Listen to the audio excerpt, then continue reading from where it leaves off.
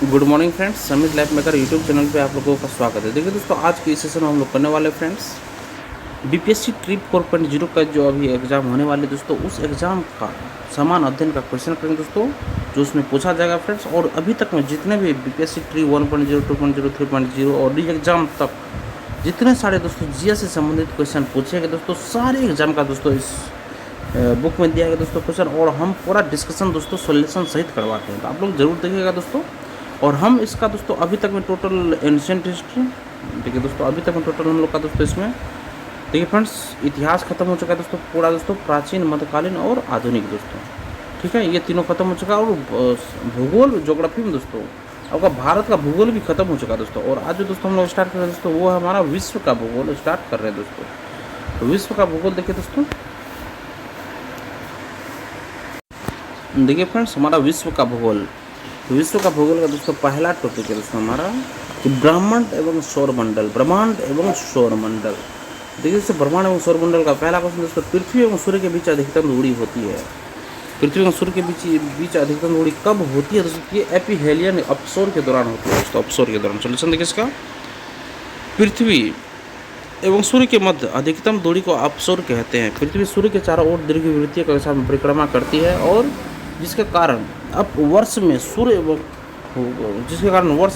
पृथ्वी की दूरी घटती बढ़ती रहती है। निम्नलिखित में दोस्तों कौन सा बृहद ग्रह नहीं है दोस्तों? कौन सा बृहद ग्रह नहीं है दोस्तों इसमें? देखिए दोस्तों, देखिए बृहस्पति और शनि एक बृहद ग्रह है दोस्तों, ये मंगल एक बृहद ग्रह नहीं दोस्तों। देखिए दोस्तों, सौरमंडल में आकार बड़े से छोटे क्रम में के आधार पर 4 बड़े ग्रह बृहस्पति, शनि, अरुण व वरुण है, जबकि मंगल ग्रह आकार में 7वां बड़ा ग्रह है, जो केवल बुध ग्रह से बड़ा है। जो देखिए दोस्तों, जबकि मंगल ग्रह आकार में 7वां बड़ा ग्रह है, जो केवल बुध ग्रह से बड़ा है, बाद बाकी सबसे छोटा है दोस्तों। नेक्स्ट क्वेश्चन फ्रेंड्स, चंद्रमा सदृश एक कौन सा है? चंद्रमा सदृश ग्रह कौन सा है?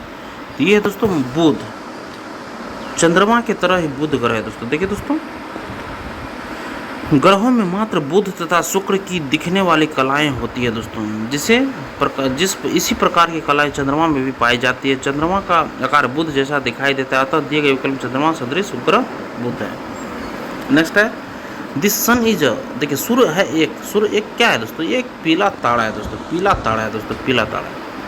देखिए फ्रेंड्स, सूर्य एक पीला तारा है। सूर्य के पीला दिखने के पीछे स्कैटरिंग ऑफ लाइट, प्रकाश का परिक्रमण को बताया जाता है। हम जानते हैं कि सूर्य से आने वाली किरणें 7 अलग अलग रंगों की होती है। वायुमंडल से गुजरने से कुछ किरणें चारों वायुमंडल में बिखर जाती है, जिससे सूर्य को और उसकी रोशनी हमें पीली दिखती है, और सूर्य को पीला तारा समझा जाता है। नेक्स्ट क्वेश्चन देखिए फ्रेंड्स, ब्रह्मांड में पल्सर क्या है? ब्रह्मांड में पल्सर एक दोस्तों घूमते न्यूट्रॉन तारे है दोस्तों। ब्रह्मांड में पल्सर एक घूमता हुआ न्यूट्रॉन तारा है दोस्तों। ठीक है दोस्तों, ब्रह्मांड में पल्सर घूमते हुए न्यूट्रॉन तारे हैं 1.4 ms। देखो, ब्रह्मांड में पल्सर घूमते हुए न्यूट्रॉन तारे हैं 1.4 ms को चंद्रशेखर सीमा कहते हैं। इससे अधिक द्रव्यमान होने पर मुक्त रूप से घूमते इलेक्ट्रॉन अत्यधिक वेग के कारण नाभिक को छोड़कर बाहर चले जाते हैं तथा न्यूट्रॉन बचे रह जाते हैं। इसी अवस्था को न्यूट्रॉन तारा या पल्सर कहते हैं। न्यूट्रॉन तारा भी असीमित समय तक सिकुड़ता हुआ चला जाता है, अर्थात न्यूट्रॉन तारे में अत्यधिक परिमाण में द्रव्यमान अंततः एक ही बिंदु पर संकेंद्रित हो जाता है। ऐसे असीमित घनत्व के द्रव मुक्त पिंड को कृष्ण छिद्र या ब्लैक होल कहते हैं।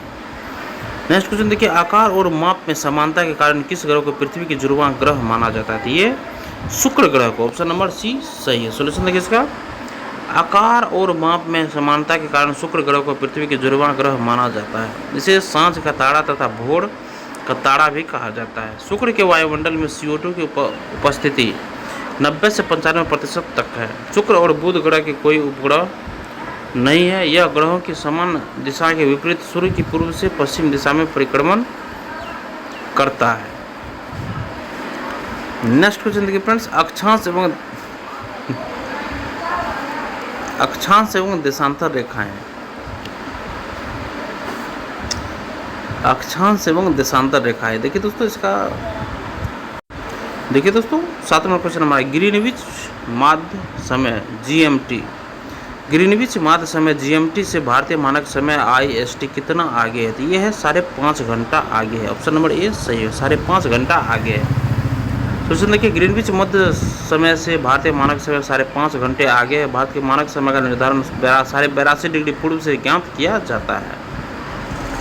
नेक्स्ट है विषुवतीय व्यास ध्रुवीय व्यास से कितना अधिक? विषुवतीय व्यास ध्रुवीय व्यास से विषुवतीय व्यास जो है ये ध्रुवीय व्यास से कितना अधिक है? तो ये है ऑप्शन नंबर ए 43 किलोमीटर अधिक है। 43 किलोमीटर अधिक है। सोल्यूशन देखिए इसका, पृथ्वी का भूमध्य रेखीय व्यास विषुवतीय व्यास लगभग 12,756 किलोमीटर है। 12,756 किलोमीटर, जबकि ध्रुवीय व्यास है 12,713.6 किलोमीटर। 12,713.6 किलोमीटर है। अतः स्पष्ट है कि विषुवतीय व्यास ध्रुवीय व्यास से लगभग 43 किलोमीटर अधिक है। नेक्स्ट है ग्लोब पर 1 डिग्री के अंतराल पर खींची गई अक्षांश रेखाएं कितनी होती है? दोस्तों ग्लोब पर 1 डिग्री के अंतराल पर खींची गई अक्षांश रेखाएं कितनी है? ये है 179 है दोस्तों, 179 है। देखिए दोस्तों ग्लोब या मानचित्र पर भूमध्य रेखा के समानांतर खींची रेखाएं जो समान अक्षांशीय कोण वाले स्थानों को मिलाती है अक्षांश रेखाएं कहलाती है। 1 डिग्री के अंतराल पर इन रेखाओं के उत्तरी गोलार्ध में ग्लोब पर कुल संख्या 89 है। इसी प्रकार दक्षिणी गोलार्ध पर 89 है। और इस प्रकार ग्लोब पर 1 डिग्री से अंतराल पर कुल अक्षांश रेखाओं की संख्या 179 है। 179 में 0 डिग्री अक्षांश का या भूमध्य रेखा भी सम्मिलित है। नेक्स्ट देखिए 90 डिग्री पूर्वी देशांतर पर स्थित थिम्पू भूटान का स्थानीय समय निर्धारित कीजिए।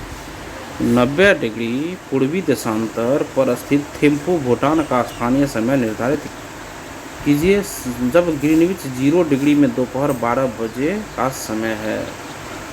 देखिए ग्रीनविच और थिम्पू के बीच का अंतर, ग्रीनविच ये हो गया और थिम्पू के बीच का अंतर सबसे पहले देखिए 90 डिग्री देशांतर हो गया। अब है कुल समय का अंतर। देखिए कुल समय का अंतर 90 गुना 1 डिग्री बराबर 4 मिनट होता है। तो 90 1 डिग्री 4 मिनट, तो 90 डिग्री है तो 90 गुना 4 360 मिनट हो गया। 360 मिनट अब हो गया 360 बटे हम मतलब 6 घंटा में कर लेते हैं। 360 बटे 60 मतलब 6 घंटा हो गया। ठीक है 6 घंटा हो गया।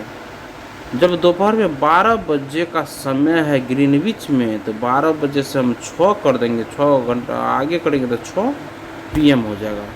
देखिए थिम्पू का स्थानीय समय ग्रीनविच के समय से 6 घंटे अधिक है। अर्थात शाम 6 बजे पृथ्वी पश्चिम से पूर्व दिशा की ओर घूमती है। फलतः पूर्व की ओर बढ़ने पर प्रत्येक देशांतर पर 4 मिनट बढ़ता है तथा पश्चिम में जाने पर देखिए पूर्व में अगर बढ़ते हैं तो प्रत्येक देशांतर पर 4 मिनट हम बढ़ जाते हैं। ठीक है, तथा पश्चिम में जाने पर प्रत्येक देशांतर में 4 मिनट घटता जाता है।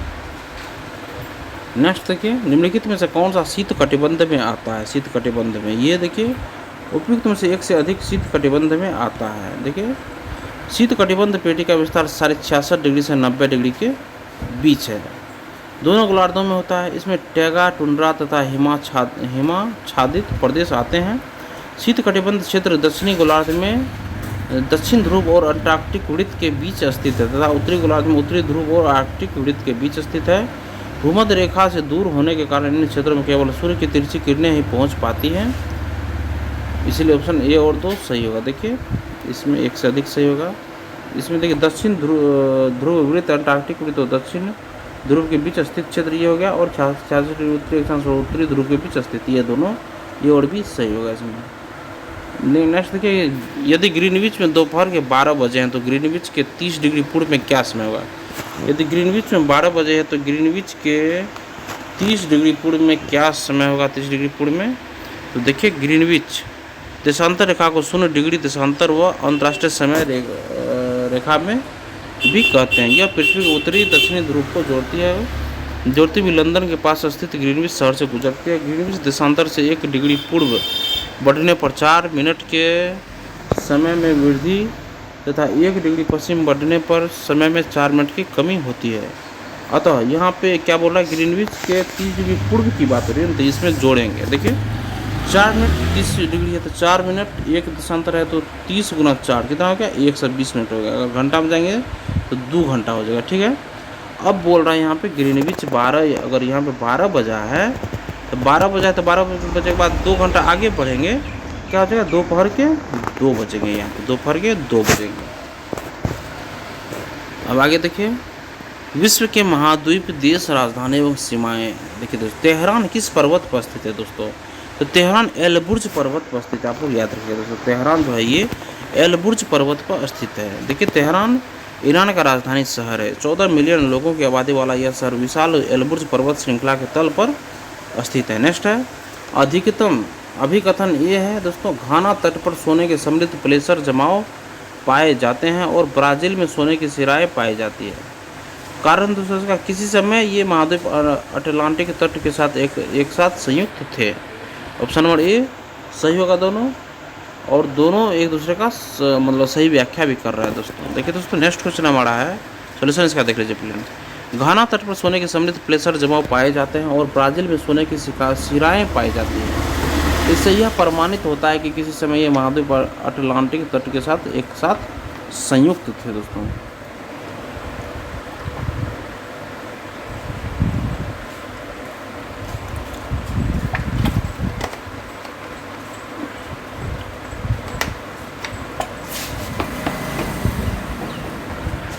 नेक्स्ट क्वेश्चन देखिए, यूएई के रियासती राज्य, यूएई के रियासती राज्य कौन कौन से हैं दोस्तों, ये में देखिए अबू धाबी भी है, दुबई है, शारजा है, अजमान है, अल कैन है, फुजेरा है, रास अल खैमा है। ये सब है उसका रियासती राज्य है। देखिए इसका सॉल्यूशन देखिए तो संयुक्त अरब अमीरात के 7 राज्यों में विभाजित किया गया है जो निम्न है।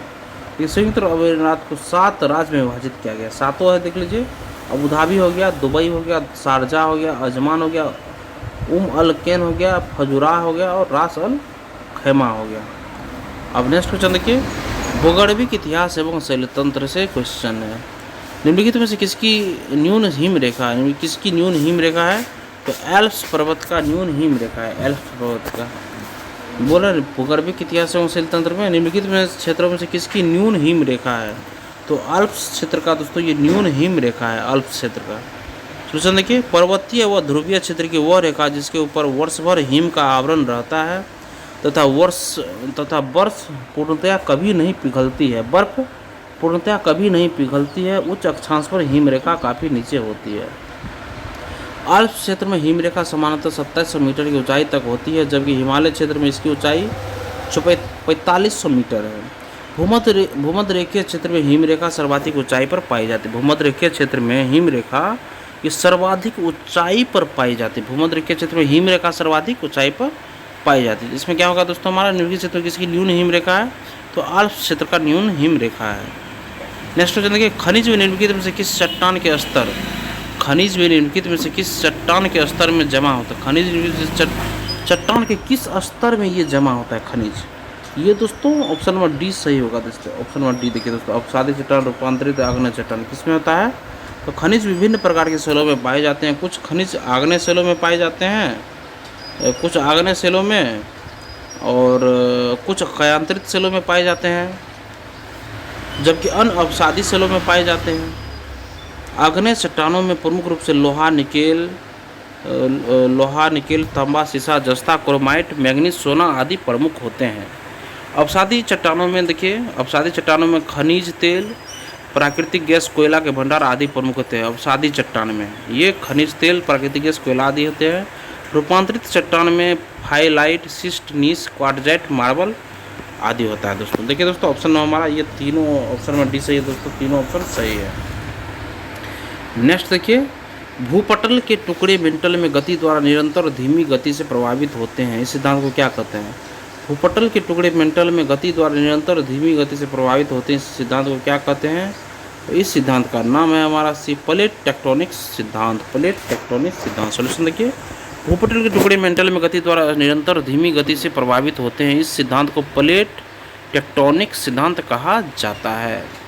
नेक्स्ट क्वेश्चन देखिए, सेल जिनमें जीवाश्म पाए जाते हैं, सेल जिनमें जीवाश्म पाए जाते हैं। कौन सा सेल है दोस्तों? तो ये है अवसादी सेल, जिसमें कि जीवाश्म पाया जाता है। देखिए फ्रेंड्स, चट्टानों के पूर्ण होकर नीचे जमा होते जाने से ही चट्टानों के चूर्ण होकर नीचे जमा होते जाने से ही अवसादी सेल का निर्माण होता है। इसकी रचना परतों के रूप में होने के कारण इसे परतदार सेल भी कहते हैं। अधिकतर जीवाश्म एवं खनिज तेल इसी प्रकार की चट्टानों में पाए जाते हैं। संपूर्ण भूपृष्ठ के लगभग 75% भाग पर अवसादी सेलों का विस्तार है दोस्तों। नेक्स्ट है पर्वत पठार तथा मरुस्थल। पर्वत पठार तथा मरुस्थल का क्वेश्चन देखिए दोस्तों। पर्वत शिखर पर मिलने वाली चट्टानी सतह कहलाती है। पर्वत पठार तथा मरुस्थल से क्वेश्चन देखिए दोस्तों। पर्वत शिखर पर मिलने वाली चट्टानी सतह कहलाती है, क्या कहलाती है?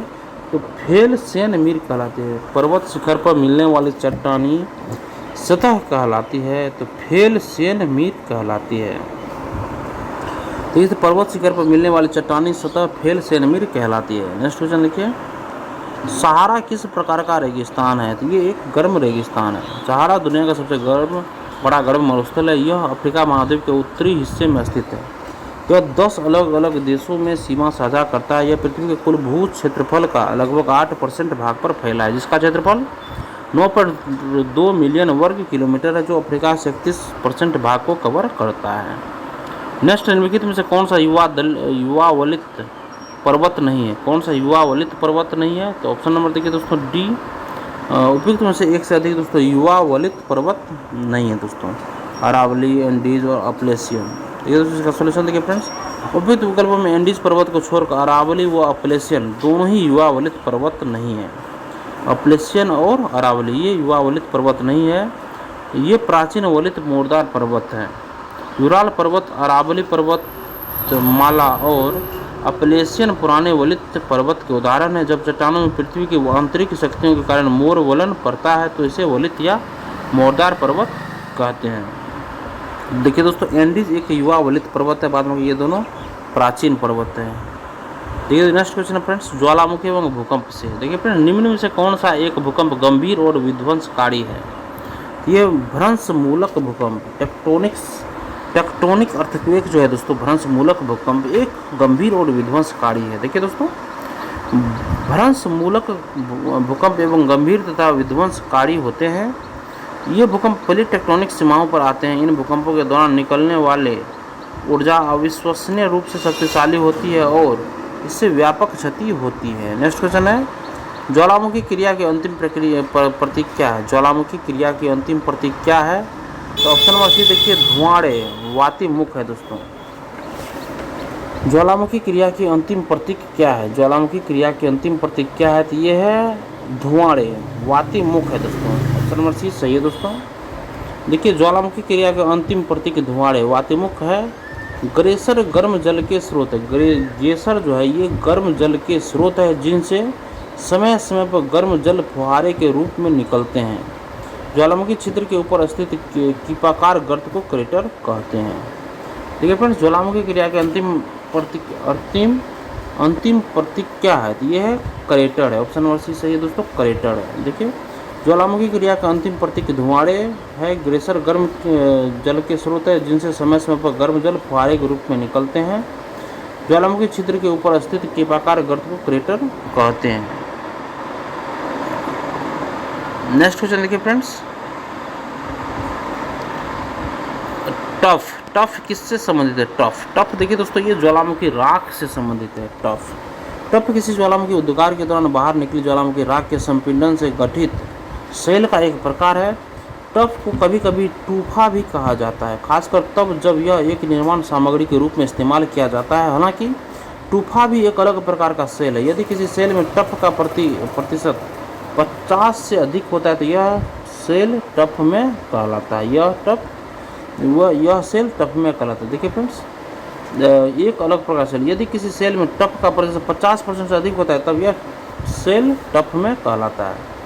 देखिए टफ किसी ज्वालामुखी उद्गार के दौरान बाहर निकली ज्वालामुखी राख के संपीड़न से गठित सेल का एक प्रकार है, जो टफ कभी कभी टूफा भी कहा जाता है। तो देखिए दोस्तों, याद रखिए ज्वालामुखी राख है दोस्तों एक तरह से टफ। नेक्स्ट क्वेश्चन देखिए, भ्रंश स्कार्प होता है दोस्तों। तो भ्रंश स्कार्प होता है दोस्तों, ऑप्शन नंबर सी इसका सही होगा। विवर्तनिक क्रिया में दोस्तों भ्रंश स्कार्प होता है दोस्तों विवर्तनिक क्रिया में होता है दोस्तों, और इसका सॉल्यूशन देख लीजिए आप लोग एक बार दोस्तों। भ्रंश स्कार्प विवर्तनिक विस्थापन से बनते हैं। यह एक समतल या रैखिक क्षेत्र है जहाँ समतल के एक तरफ की चट्टानें दूसरी तरफ की चट्टानों से खिसक जाती है। यह आमतौर पर भूकंप से जुड़ी होती है। नेक्स्ट क्वेश्चन है, भूकंप की तीव्रता का मापन किस मशीन द्वारा किया जाता है? भूकंप की तीव्रता का मापन किस मशीन द्वारा किया जाता है? तो ये सिस्मोग्राफ द्वारा किया जाता है। भूकंप की तीव्रता का मापन किस मशीन द्वारा किया जाता है? तो ये सिस्मोग्राफ मशीन के द्वारा भूकंप की तीव्रता का मापन किया जाता है। देखिए फ्रेंड्स, भूकंप की तीव्रता और अवधि का पता लगाने के लिए सिस्मोग्राफ का इस्तेमाल किया जाता है। इस यंत्र के जरिए धरती में होने वाले हलचल का ग्राफ बनाया जाता है, जबकि बैरोमीटर का प्रयोग वायुदाब मापन में और मैनोमीटर का प्रयोग दाब के लिए किया जाता है। जबकि बैरोमीटर का प्रयोग वायुदाब मापन में और मैनोमीटर का प्रयोग दाब के लिए किया जाता है। दोस्तों याद रखिएगा दोस्तों, भूकंप की तीव्रता को अवधि को पता लगाने सिस्मोग्राफ का इस्तेमाल किया जाता है, जबकि बैरोमीटर का प्रयोग वायुदाब के लिए और मैनोमीटर का प्रयोग दाब के लिए किया जाता है। नेक्स्ट, रिक्टर स्केल किस मापक का पैमाना है? रिक्टर स्केल किस मापक का पैमाना है? तो ये भूकंप का मापक का पैमाना है रिक्टर स्केल। नेक्स्ट है, तो भूकंप की तीव्रता रिक्टर स्केल पर मापी जाती है। नेक्स्ट है, निम्नलिखित में से कौन सा भूकंप की गहनता नापने हेतु देखिए फ्रेंड, निम्नलिखित में से कौन सा भूकंप की गहनता नापने हेतु उपयोग में लाया जाता है? तो गहनता नापने हेतु, भूकंप की गहनता नापने के लिए ये ऑप्शन नंबर बी सही है दोस्तों, मर्केली पैमाना उपयोग में लाया जाता है। सॉल्यूशन देखिए इसका, मर्केली पैमाना भूकंप की तीव्रता नापने हेतु उपयोग में लाया जाता है। भूकंप की गहनता का मापन भूकंप की तीव्रता और उसके परिणाम से निकाला जाता है। जहाँ तीव्रता भूकंप मापन की गुणात्मक इकाई है, वही परिमाण मात्रात्मक इकाई है। ठीक है, तीव्रता भूकंप के मापन की गुणात्मक इकाई है। ये भूकंप मापन की गुणात्मक इकाई, तीव्रता जो है भूकंप मापन की गुणात्मक है और इकाई जो है वही परिमाण मात्रात्मक इकाई है। नेक्स्ट क्वेश्चन है, भूकंप के संबंध में निम्नलिखित में से कौन से कथन सत्य है? भूकंप के संबंध में निम्नलिखित में से कौन से कथन इसमें सत्य होगा? दोस्तों देखिए फ्रेंड्स, पी तरंगे अनुपस्थ तरंगे हैं, धरातल पर उद्गम क्षेत्र केंद्र के ऊपर से स्थान को अधिकेंद्र कहते हैं, जानवरों के व्यवहार का अध्ययन स्थानीय लोगों द्वारा अपनाई गई भूमिका के भूकंप की भविष्यवाणी के तरीकों में से एक है। तो क्या इसमें सही होगा? ये दोस्तों ऑप्शन नंबर डी हमारा सही होगा। एक उपयुक्त एक से अधिक ऑप्शन इसका सही होगा दोस्तों। ठीक है फ्रेंड्स, भूकंप के तरंगों के धरातल पर उद्गम केंद्र के ऊपर के स्थान को अधिकेंद्र कहते हैं। भूकंप की भविष्यवाणी के अध्ययन में जानवरों के व्यवहार का अध्ययन एक कारगर उपाय है, जिसे स्थानीय लोगों मुख्यतः जनजातीय व पहाड़ियों वासियों द्वारा अपनाया जाता है। भूकंप के दौरान मुख्य रूप से 3 प्रकार की तरंगें उत्पन्न होती हैं, प्राथमिक अथवा अनुदैर्घ्य तरंग, प्राथमिक अथवा अनुदैर्घ्य तरंग, जो कि दोस्तों पी तरंगे भी कहा जाता है। ये सबसे पहले धरातल पर पहुंचती है और एस तरंगों की तुलना में पी तरंगे 66% अधिक तीव्र होती है दोस्तों। एस तरंगों की तुलना में पी तरंग जो होता है दोस्तों, ये 66% अधिक तीव्र होती है। नेक्स्ट है दोस्तों, द्वितीयक अथवा अनुप्रस्थ तरंगे, इन्हें एस तरंगे भी कहा जाता है। ये केवल ठोस माध्यम में ही विचरण करती है दोस्तों, एस तरंगे। नेक्स्ट है धरातलीय तरंगे, एल तरंगे, एल तरंगे भी कहा जाता है। ये सबसे अधिक प्रभावशाली होती है और सबसे लंबा मार्ग तय करती है दोस्तों। नेक्स्ट है अफवाह एवं नदियों के स्थित नगर, झीलें एवं जलप्रपात से संबंधित क्वेश्चन। देखिए दोस्तों, निम्नलिखित में से कौन सी उथली झील है दोस्तों? कौन सी उथली झील है दोस्तों? कि ये खारी झील, खारी झील जो है दोस्तों, ये खारी झील ये एक उथली झील है दोस्तों। सॉल्यूशन देखिए इसका, उथली झील अथवा पलाया का एक प्रमुख उदाहरण खारी झील या साल्ट पेन होती है। रेगिस्तान में पवन के अपघर्षण से बने गर्तों में जब कभी वर्षा जल जमा हो जाते हैं तो कुछ समय के लिए छिछली झीलें बन जाती है। ऐसी उथली देखिए निम्नलिखित में से कौन सी उथली झील है दोस्तों? तो खारी झील। देखिए उथली झील अथवा पलाया का एक प्रमुख उदाहरण खारी झील या सॉल्ट पेन होती है। रेगिस्तान में पवन के अपघर्षण से बने गर्तों में जब कभी वर्षा जल जमा हो जाते हैं तो कुछ समय के लिए छिछली झील बन जाती है। ऐसी उथली झीलों को ही पलाया झील कहते हैं। पलाया को अलग अलग नामों से बुलाया जाता है, जो नमक सलेट, नमक मार, सलादा, सलार, नमक पेन या छार प्लेट या सलीना है। नेक्स्ट क्वेश्चन देखिए, निम्नलिखित कथनों पर विचार कीजिए। निम्नलिखित कथनों पर विचार कीजिए। तो ऑप्शन नंबर डी देखिए, ऑप्शन नंबर डी सही होगा दोस्तों। ऑप्शन 1 और 3 सही है। एक में है सतह क्षेत्रफल के हिसाब से विक्टोरिया झील दुनिया की तीसरी सबसे बड़ी मीठे पानी की झील है। सतह क्षेत्रफल के हिसाब से विक्टोरिया झील जो है ये दुनिया की तीसरी सबसे बड़ी मीठे पानी की झील है। और 3 नंबर में इसकी सीमा 4 देशों तंजानिया, युगांडा, रवांडा और केन्या से लगती है। इसकी सीमा 4 देश जो है तंजानिया, युगांडा, रवांडा और केन्या से लगती है। तो है यह अफ्रीका के महान झीलों में से कि यह गलत है। विक्टोरिया झील से निकलने वाली एकमात्र धारा नील नदी है। देखिए ये भी गलत है दोस्तों। सोल्यूशन देखिए इसका, विक्टोरिया झील अफ्रीका महाद्वीप में स्थित है। यह अफ्रीका की सबसे बड़ी तथा विश्व की मीठे पानी की दूसरी सबसे बड़ी झील है। इसकी सीमा 3 देशों केन्या, युगांडा और तंजानिया से लगती है। विक्टोरिया झील श्वेत नील नदी का उद्गम स्रोत है। विषुवत रेखा इस झील से होकर गुजरती है। नेक्स्ट क्वेश्चन देखिए, निम्नलिखित में से कौन सा कथन उत्तरी अमेरिका महाद्वीप की लेक सुपीरियर के संबंध में सत्य है। निम्नलिखित में से कौन सा कथन उत्तरी अमेरिका महाद्वीप की लेक सुपीरियर के संबंध में सत्य है। उत्तरी अमेरिका का, तो देखिए दोस्तों इसका ऑप्शन नंबर हमारा बी सही हो जाएगा। यह कनाडा और यूएसए के मध्य भौगोलिक सीमा बनाती है। यह कनाडा और यूएसए के मध्य भौगोलिक सीमा बनाती है। यह कथन सत्य है दोस्तों। यह विश्व का खारे जल का सबसे बड़ा झील समूह है दोस्तों, ये गलत है। यह दोनों देशों के मध्य लगभग 17 किलोमीटर लंबी सीमा, ये भी गलत है दोस्तों। ठीक है, तो इसका सोल्यूशन देखिए फ्रेंड्स, सुपीरियर झील उत्तरी अमेरिका महाद्वीप में कनाडा और संयुक्त राज्य अमेरिका के मध्य भौगोलिक सीमा बनाती है। सुपीरियर झील विश्व की तीसरी सबसे बड़ी झील है। यहाँ सुपीरियर सहित यूएसए की सीमा में संयुक्त रूप से जुड़ी हुई 5 झीलें पश्चिम से पूर्व क्रमशः सुपीरियर, मिशिगन, ह्यूरन, ईरी और ओंटारियो स्थित है। नेक्स्ट क्वेश्चन देखिए फ्रेंड्स, निम्नलिखित में से कौन सा देश अमेजन नदी बेसिन का हिस्सा है दोस्तों। निम्नलिखित में से कौन सा देश अमेजन नदी बेसिन का एक हिस्सा है दोस्तों। तो ऑप्शन नंबर सी देखिए, वेनेजुएला एक अमेजन नदी बेसिन का एक हिस्सा है। वेनेजुएला, अर्जेंटीना नहीं है, न ही चिली है दोस्तों। सोल्यूशन देखिए इसका, अमेजन नदी विश्व की सर्वाधिक विस्तृत व द्वितीय सबसे लंबी नदी है। यह दक्षिण अमेरिका महाद्वीप में एंडीज पर्वत से निकलकर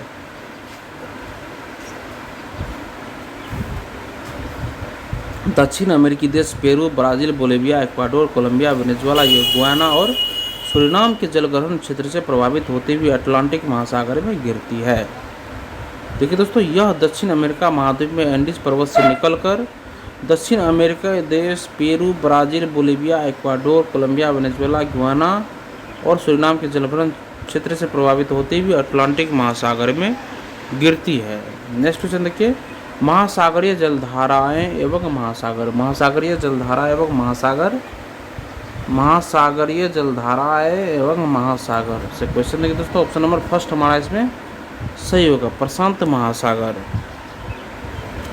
एल नीनो धारा कहाँ प्रभावित होती है दोस्तों। एल नीनो धारा जो है दोस्तों ये कहाँ प्रवाहित होती है, ये प्रशांत महासागर में प्रवाहित होती है। सोल्यूशन देखिए इसका, एल नीनो धारा प्रशांत महासागर में प्रवाहित होती है। एल नीनो एक जलवायु पैटर्न जो पूर्वी उष्णकटिबंधीय प्रशांत महासागर में सतही जल के असमान रूप से तापन की स्थिति को दर्शाता है। नेक्स्ट है जल संधियाँ एवं महासागरीय गर्त। जल संधियाँ एवं महासागरीय गर्त देखिए दोस्तों, पैनामा नहर निम्नलिखित में से किसको जोड़ती है दोस्तों। जल संधियाँ एवं महासागरीय गर्त में पैनामा नहर निम्नलिखित में से किसको जोड़ती है। पैनामा नहर, तो देखिए दोस्तों ये अटलांटिक महासागर एवं प्रशांत महासागर को ये पैनामा नहर जोड़ती है। सोल्यूशन देखिए दोस्तों इसका, पैनामा नहर अटलांटिक महासागर एवं प्रशांत महासागर को जोड़ती है। पैनामा नहर मानव निर्मित एक जलमार्ग है। यह पैनामा देश में स्थित है। पैनामा नहर अटलांटिक महासागर एवं प्रशांत महासागर को जोड़ती है। पैनामा नहर मानव निर्मित एक जलमार्ग है। यह पैनामा देश में स्थित है। नेक्स्ट है वायुमंडल का संगठन। वायुमंडल का संगठन देखिए दोस्तों, वायुमंडल अपनी अधिकतम ऊर्जा प्राप्त करती है। ये दोस्तों ऑप्शन नंबर देखिए, दीर्घ पार्श्विक विकिरण तरंगों से अधिकतम ऊर्जा प्राप्त करती है। सोल्यूशन देखिए इसका, वायुमंडल अपनी अधिकतम ऊर्जा दीर्घ पार्श्विक विकिरण तरंगों से प्राप्त करती है। पृथ्वी को जो सूर्यताप प्राप्त होता है वह लघु तरंगों के रूप में होता है, परंतु यह तरंगें वायुमंडल को गर्म नहीं करती है। जब यह तरंगें पृथ्वी से टकराकर दीर्घ पार्थिव विकिरण के रूप में वापस वायुमंडल में प्रवेश करती है तो इसे गर्म करती है। नेक्स्ट क्वेश्चन देखिए, वायुमंडल में ऑक्सीजन का वृहद एवं उच्च स्रोत क्या है? तो ऑप्शन नंबर बी देखिए, समुद्री पौधे के प्रकाश संश्लेषण से। वायुमंडल में ऑक्सीजन का वृहद एवं उच्च स्रोत क्या है? ये समुद्री पौधों के प्रकाश संश्लेषण से संबंधित है दोस्तों। सोल्यूशन देखिए इसका, वायुमंडल में ऑक्सीजन का वृहद एवं उच्च स्रोत समुद्री पौधे के प्रकाश संश्लेषण से प्राप्त होता है। इसके पश्चात जंगल के पौधों से प्राप्त होता है। समुद्री पौधे जैसे फाइटो प्लैंकटन, केल्प, शैवाल इत्यादि सबसे ज़्यादा ऑक्सीजन पैदा करते हैं दोस्तों।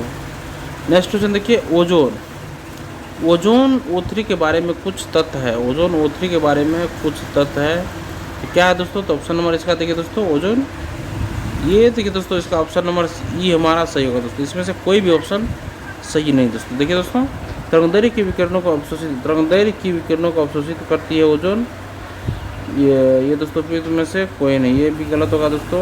O3 के बारे में बोल रहा है। वायुमंडल की अत्यधिक अस्थायी गैस दोस्तों, ये भी गलत है, यह मरुस्थल मध्य मंडल में पाई जाती है, इसलिए इसका ऑप्शन कोई भी सही नहीं दोस्तों। सोल्यूशन देखिए इसका, ओजोन O3 माध्यम आवृत्ति वाले पराबैंगनी विकिरण को अवशोषित करती है। मध्यम आवृत्ति वाली पराबैंगनी किरणें को अवशोषित करती है। यह वायुमंडल में परिवर्तनशील गैस है जो समताप मंडल में पाई जाती है। नेक्स्ट क्वेश्चन है, वायु में ऑक्सीजन का प्रतिशत है। वायु में ऑक्सीजन का प्रतिशत कितना है दोस्तों? तो 21% वायु में ऑक्सीजन का परसेंट है। वायु में ऑक्सीजन का परसेंट 21% है। वायु में ऑक्सीजन का प्रतिशत 21% है दोस्तों। देखिए दोस्तों, पृथ्वी के वायुमंडल में लगभग 78% नाइट्रोजन और 21% ऑक्सीजन पाया जाता है। अन्य गैसें में आर्गन 0.93%, CO2 0.03% तथा नियोन, हीलियम इत्यादि है। नेक्स्ट है, वायुमंडल की किस परत में हवाई जहाज उड़ता है? किस परत में? तो समताप मंडल में वो वायुमंडल की समताप मंडल परत में दोस्तों हवाई जहाज उड़ता है। सोल्यूशन देखिए इसका, वायुमंडल की परत समताप मंडल में हवाई जहाज उड़ती है। यह वायुमंडल की दूसरी परत और क्षोभमंडल के ऊपर और मध्यमंडल के नीचे पाया जाता है। यह शांत क्षेत्र है जिससे हवाई जहाज उड़ना आसान होता है उड़ाना। इसी परत में ओजोन परत पाई जाती है। नेक्स्ट, वायुमंडल की किस परत का तापमान सबसे कम होता है? वायुमंडल की किस परत का तापमान सबसे कम होता है? ये मध्यमंडल का तापमान सबसे कम होता है। वायुमंडल की किस परत का तापमान सबसे कम होता है? तो मध्यमंडल का तापमान सबसे कम होता है। देखिए, वायुमंडल में कई गैसों का सांद्रण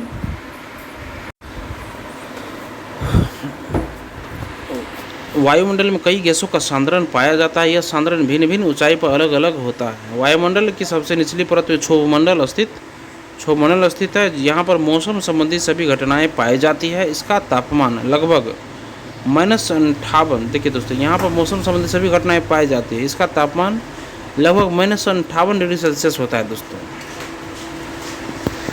वायुमंडल का सबसे निचला परत जो है ये क्षोभमंडल है। वायुमंडल का सबसे निचला परत क्षोभमंडल है दोस्तों। यहाँ पर मौसम संबंधी सभी घटनाएं पाई जाती है और इसका तापमान लगभग माइनस में होता है दोस्तों, -58 डिग्री सेल्सियस। जबकि समताप मंडल क्षोभमंडल से ऊपर होता है दोस्तों। समताप मंडल जो है ये क्षोभमंडल से ऊपर होता है, लगभग 10 से 50 किलोमीटर तक फैली दोस्तों समताप मंडल। यहाँ का तापमान लगभग 4 डिग्री सेल्सियस होता है। मध्यमंडल की ऊंचाई लगभग 85 किलोमीटर तक फैली है। मध्यमंडल की ऊंचाई, उसके ऊपर मध्यमंडल होता है जिसकी ऊंचाई 85 किलोमीटर तक फैली हुई है। इस परत में सबसे कम तापमान पाया जाता है। इस परत में सबसे कम तापमान अगर की बात होगी तो मध्यमंडल की होगी और यहाँ का तापमान लगभग दोस्तों -90 डिग्री सेल्सियस तक होता है। इसके बाद बाह्य वायुमंडल या आयन मंडल तथा बहिर्मंडल पाया जाता है।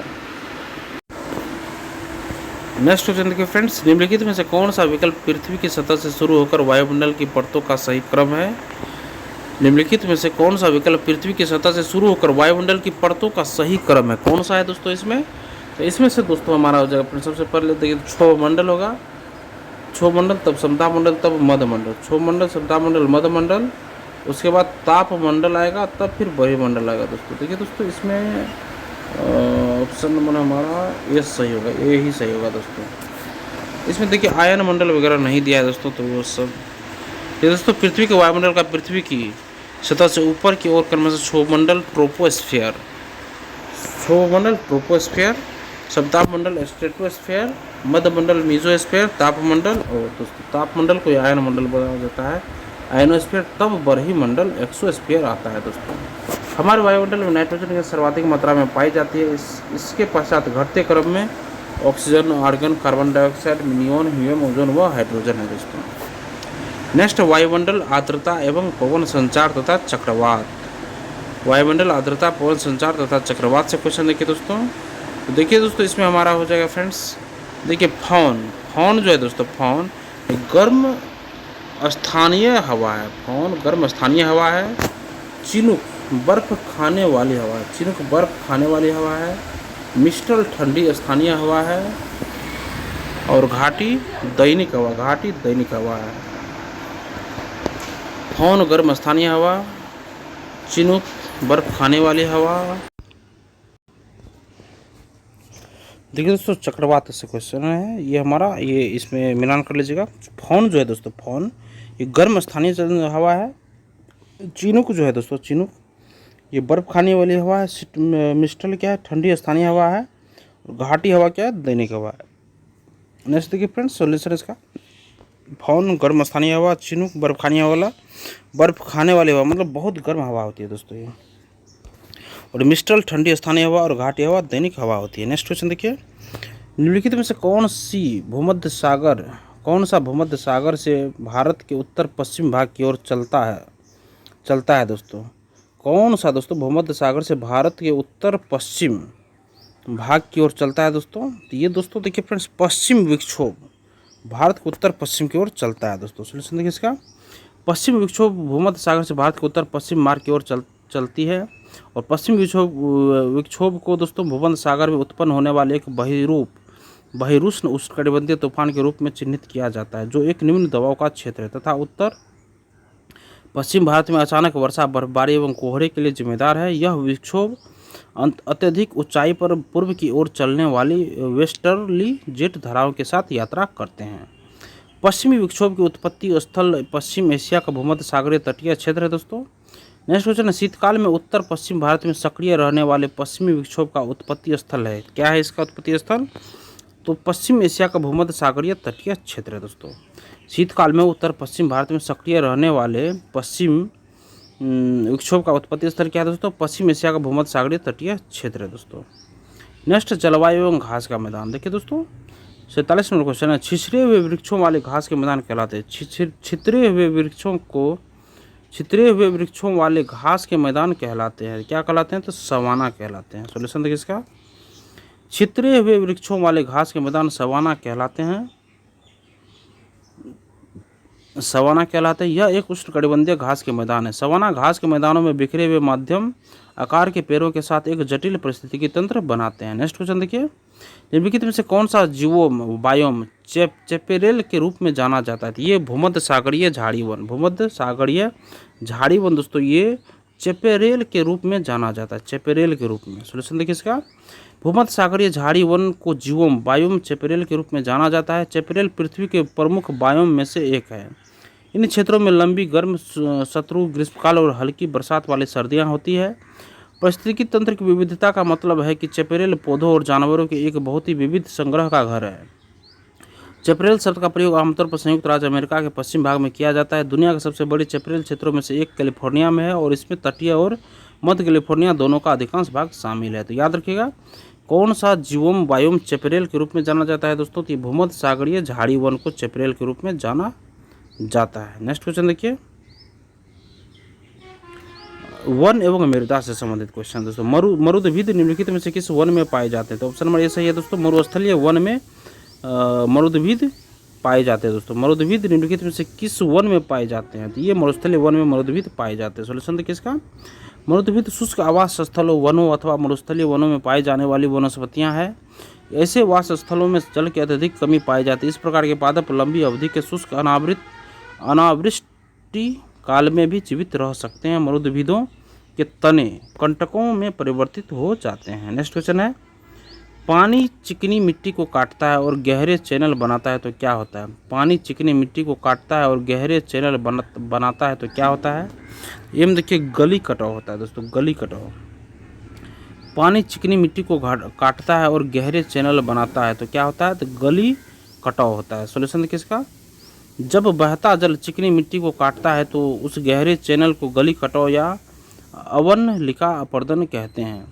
जिन प्रदेश में इनकी संख्या अधिक होती है उसे उत्खात भूमि कहते हैं। मृदा अपर्दन के प्रमुख चरण बूंद अपर्दन, परत अपर्दन, रील अपर्दन, अवनलिका अपर्दन, धारा चैनल अपर्दन है। अवनलिका अपर्दन गली कटाव से प्रभावित 4 वृहद क्षेत्र पंजाब में शिवालिक क्षेत्र, चंबल, यमुना, दोआब, छोटा नागपुर प्रदेश व राजमहल पहाड़ी क्षेत्र गुजरात में संवाद की खाड़ी क्षेत्र स्थित है। दोस्तों नेक्स्ट क्वेश्चन देखिए, निक्षालन प्रक्रिया संबंधित है किस चीज़ से, तो उपयुक्त में से एक से अधिक इसका ऑप्शन होगा। निक्षालन प्रक्रिया संबंधित भारी वर्षा क्षेत्र से, खनिज और मिट्टी से, पौधों और जड़ों से। देखिए दोस्तों, ऊपरी सतहों के अवयवों का अंतःस्राव द्वारा निचली सतहों में आने की क्रिया को निक्षालन कहते हैं। भारी वर्षा वाले क्षेत्रों में खनिज पदार्थ मिट्टी के निचले संस्तर में चले जाते हैं जो पौधों की जड़ों को प्राप्त नहीं हो जाते। इस तरह क्षेत्रों में लेटरेट मृदा पाई जाती है। तो देखिए दोस्तों, इसमें हो जाएगा हमारा ऑप्शन नंबर ए, और पौधों की जड़ों से, ये दोनों सही होगा। नेक्स्ट, किस प्रक्रिया द्वारा होता है, किस प्रक्रिया द्वारा मिट्टी का निर्माण किस प्रक्रिया द्वारा होता है दोस्तों, तो उन्नयन, आच्छादन, और उसके बाद है अपक्षय। किस के कारण ये अपक्षय, वेदरिंग के कारण ये मिट्टी का निर्माण होता है। मिट्टी का निर्माण अपक्षय प्रक्रिया से होता है। अपक्षय या अपर्दन के कारकों का चट्टान में विघटन होता है। चट्टान के अपक्षयित पदार्थों के रंध्रों में कुछ वायुमंडलीय गैसों जैसे नाइट्रोजन, ऑक्सीजन आदि का समावेश होता है। देखिए, मृदा का निर्माण अपक्षय प्रक्रिया से होता है। अपक्षय या अपर्दन के कारणों का चट्टान में विघटन होता है। और चट्टान के अपक्षयित पदार्थों के रंध्रों में कुछ वायवीय गैसों जैसे नाइट्रोजन, ऑक्सीजन आदि का समावेश हो जाता है। नेक्स्ट क्वेश्चन देखिए, खनिज एवं ऊर्जा संसाधन से क्वेश्चन। देखिए दोस्तों, नेक्स्ट क्वेश्चन हमारा है, निम्न में से कौन सा नवीकरणीय ऊर्जा का स्रोत है। कौन सा नवीकरणीय ऊर्जा का स्रोत है, तो ऑप्शन नंबर ई देखिए, इसमें उपयुक्त में से एक से अधिक ऑप्शन सही होगा दोस्तों हमारा। देखिए दोस्तों, नवीकरणीय ऊर्जा प्राकृतिक स्रोतों से प्राप्त ऊर्जा है, जैसे सौर ऊर्जा, पवन ऊर्जा, जल विद्युत, भूतापीय ऊर्जा, महासागरीय ऊर्जा, कोयला, नाभिकीय ईंधन, पेट्रोलियम और नवीकरणीय ऊर्जा स्रोत है। देखिए, इसमें से हमारा ऑप्शन, देखिए दोस्तों, निम्नलिखित में से कौन सा नवीकरणीय ऊर्जा का स्रोत है, तो नवीकरणीय ऊर्जा का स्रोत कौन सा है दोस्तों। देखिए, हम लोग इसका देखें, नवीकरणीय ऊर्जा प्राकृतिक स्रोतों से प्राप्त ऊर्जा है, जैसे सौर ऊर्जा, पवन ऊर्जा, जल विद्युत, भूतापीय ऊर्जा, महासागरीय ऊर्जा इत्यादि। और नवीकरणीय ऊर्जा का स्रोत क्या है दोस्तों, कोयला, नाभिकीय ईंधन, पेट्रोलियम, अनवीकरणीय। देखिए दोस्तों, इसमें ऑप्शन ही हमारा गलत दिया हुआ है, इसमें होना चाहिए था ऑप्शन नंबर ई। इसमें से स्रोत नहीं है, अगर ये रहता तो तब ऑप्शन नंबर डी मारते हम लोग। नेक्स्ट देखिए, बायोगैस का प्रमुख घटक कौन सा, बायोगैस का प्रमुख घटक कौन सा है, तो ऑप्शन नंबर बी देखिए, मीथेन। मीथेन देखिए दोस्तों, ये बायोगैस का प्रमुख घटक है दोस्तों। मीथेन जो है दोस्तों, ये बायोगैस का प्रमुख घटक है दोस्तों। मीथेन बायोगैस का प्रमुख घटक है। सॉल्यूशन देखिए इसका, बायोगैस का मुख्य घटक मीथेन है। इसमें कार्बन डाइऑक्साइड, नाइट्रोजन, हाइड्रोजन इत्यादि भी पाए जाते हैं दोस्तों। और बायोगैस एक नवीकरणीय ऊर्जा स्रोत है दोस्तों, जो ऑक्सीजन की अनुपस्थिति में कार्बनिक पदार्थ के टूटने से उत्पन्न होता है। नेक्स्ट क्वेश्चन देखिए, ऊर्जा का गैर परंपरागत स्रोत है। ऊर्जा का गैर परंपरागत स्रोत कौन सा होगा, तो उपयुक्त में से एक से अधिक दोस्तों गैर परंपरागत स्रोत होगा दोस्तों। ये देखिए, भूतापीय ऊर्जा भी होगा और परमाणु ऊर्जा, ये सब होगा दोस्तों। गैर परंपरागत ऊर्जा स्रोत प्रकृति से उत्पन्न होते हैं, जिन्हें नवीकरणीय ऊर्जा स्रोत कहा जाता है दोस्तों, जिसे नवीकरणीय ऊर्जा स्रोत कहा जाता है। इसके अंतर्गत बायोमास, भूतापीय ऊर्जा, सौर, पवन ऊर्जा इत्यादि ऊर्जा पाई जाती है। जबकि परमाणु ऊर्जा परंपरागत ऊर्जा है दोस्तों, परंपरागत ऊर्जा है। परमाणु ऊर्जा परंपरागत ऊर्जा है। इस पर उत्तर डी होगा। देखिए दोस्तों, यहाँ पे परमाणु ऊर्जा परंपरागत, देखिए यहाँ पे ऑप्शन ये गलत हो गया दोस्तों हमारा। देखिए, ये गैर परंपरागत मतलब दोस्तों नवीकरणीय ऊर्जा होता है दोस्तों, जो कि बायोगैस और भूतापीय ऊर्जा है, पवन ऊर्जा होगा। और परंपरागत की अगर बात होगा दोस्तों, वह परमाणु ऊर्जा है दोस्तों। तो गैर परंपरागत, इसमें ऑप्शन डी सही होगा दोस्तों, बी और सी इसमें सही होगा दोस्तों। नेक्स्ट क्वेश्चन देखिए दोस्तों, बॉक्साइट का सर्वाधिक उत्पादक है। बॉक्साइट का सर्वाधिक उत्पादक कौन है दोस्तों, तो ये ऑस्ट्रेलिया सर्वाधिक उत्पादक है बॉक्साइट का। ऑस्ट्रेलिया विश्व का सबसे बड़ा बॉक्साइट उत्पादक देश है। चीन बॉक्साइट का दूसरा सबसे बड़ा उत्पादक है। बॉक्साइट एल्युमिनियम और गैलियम का अयस्क होता है। बॉक्साइट अवसादी चट्टान में पाया जाता है। उल्लेखनीय है कि उड़ीसा भारत का सबसे बड़ा बॉक्साइट उत्पादक राज्य है। नेक्स्ट है जीवाश्म ईंधन किस प्रकार के संसाधनों के उदाहरण। जीवाश्म ईंधन किस प्रकार के संसाधनों के उदाहरण है जीवाश्म ईंधन? तो ये दोस्तों ऑप्शन नंबर सी सही, गैर नवीकरणीय संसाधनों का उदाहरण है जीवाश्म ईंधन। नेक्स्ट देखिए, जीवाश्म ईंधन गैर नवीकरणीय प्रकार के संसाधनों के उदाहरण है। जो संसाधन निरंतर उपयोग के बाद समाप्त हो सकता है उसे गैर नवीकरणीय कहा जा सकता है। नवीकरणीय मतलब उसको खत्म नहीं कर सकते हम लोग। ये पृथ्वी पर सीमित मात्रा में पाए जाते हैं और इनका उपयोग अस्थायी रूप से नहीं किया जा सकता। उदाहरण जीवाश्म ईंधन, कोयला, पेट्रोलियम, खनिज आदि गैर नवीकरणीय ये है। नेक्स्ट क्वेश्चन देखिए, महासागरीय परपटी के मुख्य खनिज घटक क्या है? महासागरीय परपटी के मुख्य खनिज घटक क्या है? तो ऑप्शन नंबर सी देखिए, सिलिका और मैग्नीशियम। सिलिका और मैग्नीशियम दोस्तों ये महासागरीय परपटी के मुख्य खनिज घटक है। सोल्यूशन देखिए इसका, किसी महासागर के ऊपरी परत को ही महासागरीय परपटी कहते हैं। महासागरीय परपटी में पाए जाने वाले मुख्य खनिज घटक सिलिका और मैग्नीशियम है। इसकी मोटाई 5 से 10 किलोमीटर तक पाई जाती है। जिसमें कयांत्रित चट्टानों का अभाव है। इसमें विपरीत महाद्वीपीय भूपर्पटी में लावा, राख, चूना पत्थर, बलुआ पत्थर एवं कयांत्रित चट्टान की प्रधानता है। इस परपटी की मोटाई 30 से 50 किलोमीटर तक पाई जाती है। नेक्स्ट, मानव प्रजातियाँ। अनधिवासी बस्तियाँ किस नाम से जानी जाती है? अनधिवासी बस्तियाँ किस नाम से जानी जाती है? तो ऑप्शन नंबर ए इसका सही होगा। ये अनौपचारिक बस्ती के रूप में अनवधिवासी बस्तियां जानी जाती है। सोल्यूशन देखिए इसका, अनवधिवासी बस्तियों को अनौपचारिक बस्ती के नाम से जाना जाता है। वर्तमान में विश्व में लगभग अरबों लोग अनौपचारिक बस्तियों में रहते हैं। अनौपचारिक बस्तियों को औपचारिक कानूनों और विनियमों के बाहर बने खराब गुणवत्ता वाले घरों या झोपड़ियों द्वारा परिभाषित किया जाता है। दोस्तों, अनौपचारिक बस्तियों को औपचारिक कानूनों और विनियमों के बाहर बने खराब गुणवत्ता वाले घरों या झोपड़ियों द्वारा परिभाषित किया जाता है। दोस्तों, नेक्स्ट क्वेश्चन देखिए फ्रेंड्स, जीवाश्म के आधार पर मानव उत्पत्ति केंद्र कौन सा है? तो ये ऑप्शन नंबर बी, अफ्रीका के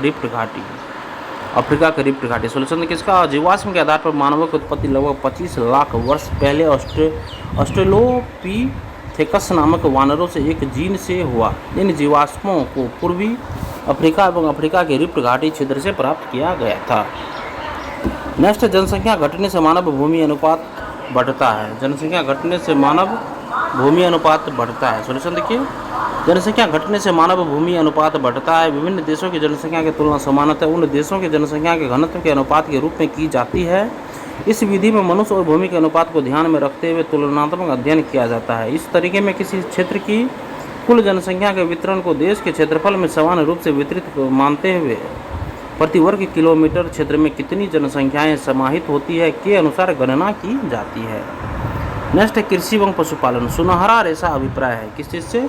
तो पटसन से। सुनहरा रेशा अभिप्राय है ये पटसन से। सोल्यूशन देखिए इसका, सुनहरा रेशा गोल्डन फाइबर का अभिप्राय पटसन जूट से है। सबसे सस्ता प्राकृतिक रेशा होने के कारण जूट को सुनहरे रेशों से अभिहित किया जाता है। पश्चिम बंगाल भारत का सबसे बड़ा जूट उत्पादक राज्य है। नेक्स्ट है, बलूचिस्तान में चलवासी का तंबू कहलाता है। क्या कहलाता है? तो किजसी कहलाता है। बलूचिस्तान में चलवासी का तंबू क्या कहलाता है?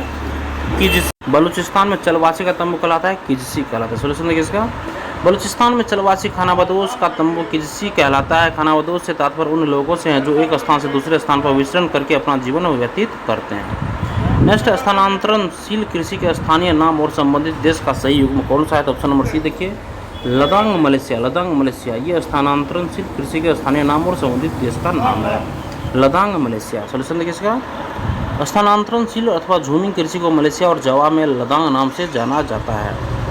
इसे श्रीलंका में चेन्ना, मेक्सिको में मिल्पा या कोनिल कैमिले, थाईलैंड में तमड़ाई, म्यांमार में तुंगिया, कांगो में मसोने आदि नामों से जाना जाता है। भारत के विभिन्न क्षेत्रों में इस प्रकार की कृषि को निम्नलिखित नामों से बुलाया जाता है। देखिए, वेवद हियार को बुंदेलखंड, दीपा बस्तर जिला में बोला जाता है, बत्रा दक्षिण पूर्व राजस्थान में, पोडू आंध्र प्रदेश में, कुमारी पश्चिम तट में।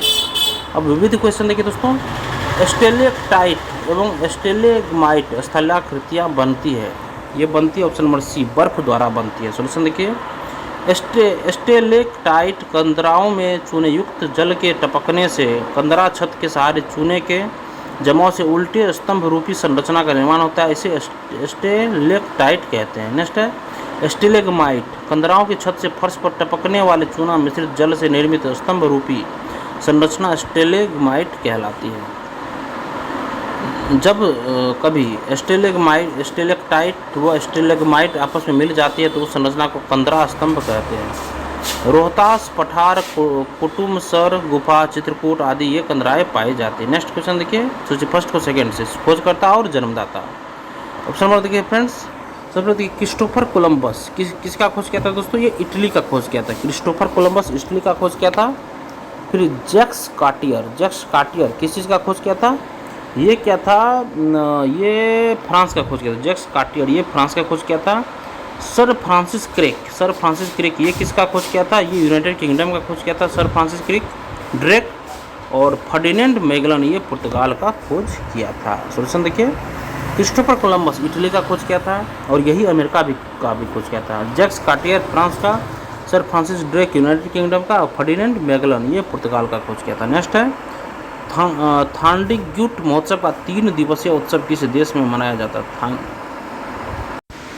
अब देखिए दोस्तों, थांडीग्यूट महोत्सव का 3 दिवसीय उत्सव किस देश में मनाया जाता है दोस्तों? तो ये म्यांमार में मनाया जाता है। सोल्यूशन देखिए, थांडीग्यूट महोत्सव का 3 दिवसीय उत्सव म्यांमार में मनाया जाता है। थांडीग्यूट महोत्सव को म्यांमार का प्रकाश महोत्सव भी कहा जाता है। म्यांमार में लोग हर साल पूर्णिमा के दिन यह त्यौहार मनाते हैं। नेक्स्ट क्वेश्चन देखिए, लगातार नई परत जोड़ने वाली प्रक्रिया निम्नलिखित में से कौन सी है? तो ये है दोस्तों समुद्र तल का फैलाव। लगातार नई परत जोड़ने वाली प्रक्रिया निम्नलिखित में से कौन सी है? तो ये है समुद्र तल का फैलाव। देखिए दोस्तों, लगातार नई परत जोड़ने वाली प्रक्रिया समुद्र तल का फैलाव है। समान स्थिति में समुद्री तल का फैलाव महाद्वीपीय भूमि में दरार के रूप में शुरू होता है। 1960 के दशक के शुरुआत में भूवैज्ञानी हैरी हेस ने समुद्र तल के फैलाव की परिकल्पना को रखा, जिसमें मध्य सागर की चोटियों का पर वेस्टालिक मैग्मा से समुद्र तल का निर्माण शामिल था। कटक के हर तरफ समुद्र तल कटक गहरे समुद्र की खाइयों की ओर बढ़ता है, जिससे वह जलमग्न हो जाता है। जब जल यहाँ से गहरे समुद्र की तरफ चला जाता है तो यहाँ नई परत का निर्माण होता है, क्योंकि यह प्रक्रिया चलती रहती है जिससे नई परतें बनती रहती है। अब देखिए दोस्तों, हमारा वर्ल्ड ज्योग्राफी ये हमारा खत्म हो चुका है दोस्तों, विश्व का भूगोल। अब कल के सेशन में हम लोग करने वाले हैं दोस्तों ये जनसंख्या नगरीकरण। देखिए दोस्तों, अगर सेशन आप लोगों को यह पसंद आया दोस्तों, सेशन को 1 लाइक जरूर कर दीजिएगा और किसी एक व्हाट्सएप ग्रुप में इस वीडियो को जरूर शेयर कर दीजिएगा दोस्तों। चैनल को सब्सक्राइब कर लीजिए और लेटेस्ट इन्फॉर्मेशन पाने के लिए बेल आइकन के बटन को जरूर दबा लीजिएगा दोस्तों। धन्यवाद दोस्तों, आपका दिन शुभ हो।